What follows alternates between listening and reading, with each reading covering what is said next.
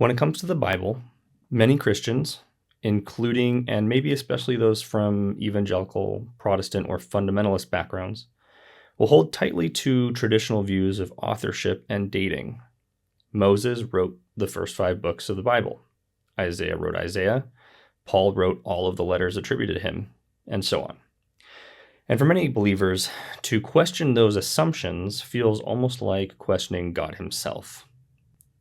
Welcome to Covenant Origins. I'm Jacob Ryder.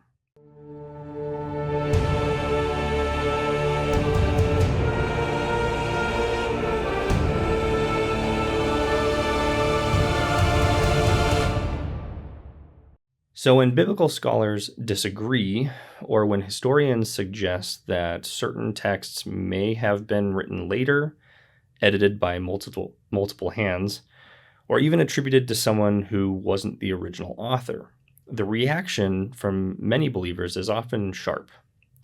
Some assume these scholars must hate God, or that their goal is to undermine the reliability of the Bible, and by extension, Christianity.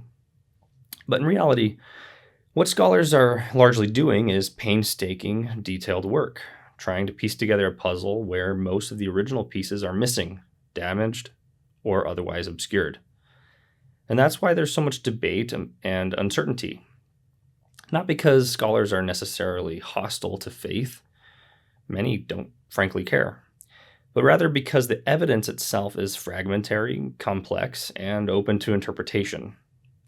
To illustrate this, let me give you an analogy by way of a hypothetical scenario. Imagine you're a historian 1,000 years from now, trying to study the origins of American rock and roll. All right, stay with me for a moment.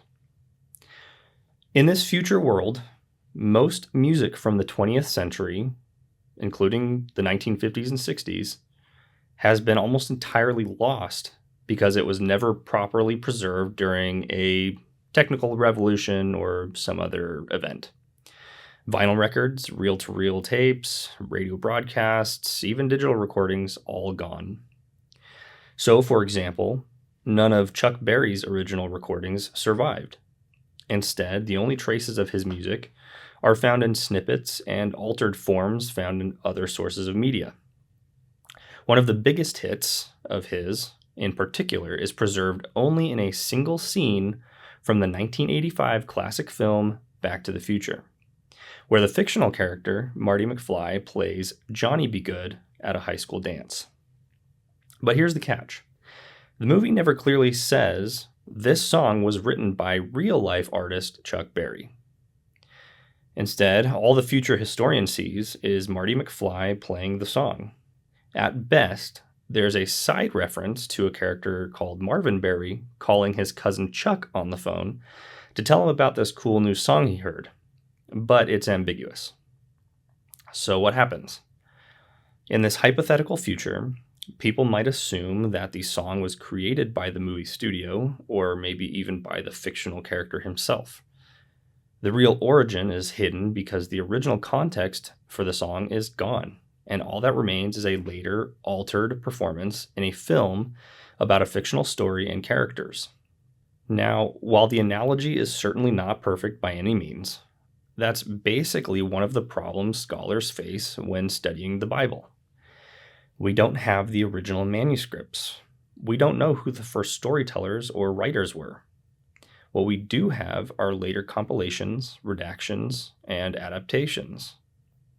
And we can make some strong inferences that, in some cases, the authors that are attributed to the text today may have actually been the original authors. But it's speculative.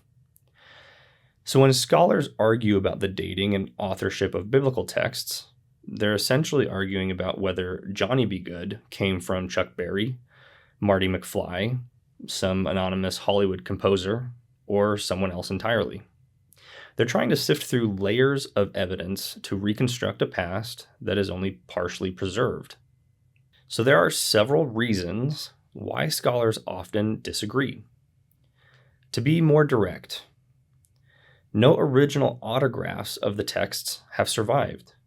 The oldest complete manuscripts of many biblical books come from hundreds of years after the events they describe. That's like trying to reconstruct 1950s music from movies made in the 1980s. Secondly, anonymous texts, mostly biblical books, don't identify their authors. Later tradition might attribute them to figures like Moses, Isaiah, or Paul, but the texts themselves often remain silent. Third, layers of editing.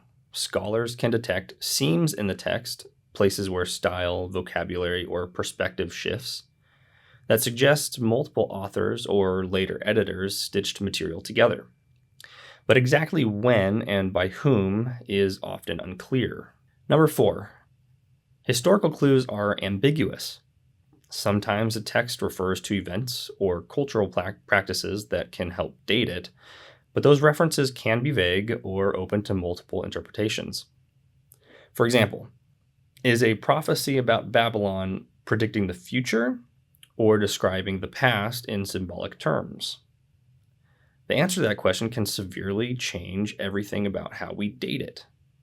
To make progress in these areas, scholars use a range of methods, kind of like detective work, using things like source criticism, looking for earlier sources embedded in later texts. For example, some psalms may have been reused in later temple worship.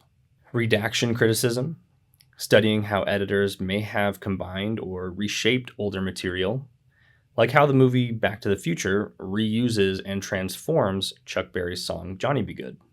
Textual criticism, comparing different manuscript traditions to reconstruct what the earliest recoverable version of a single text might have been.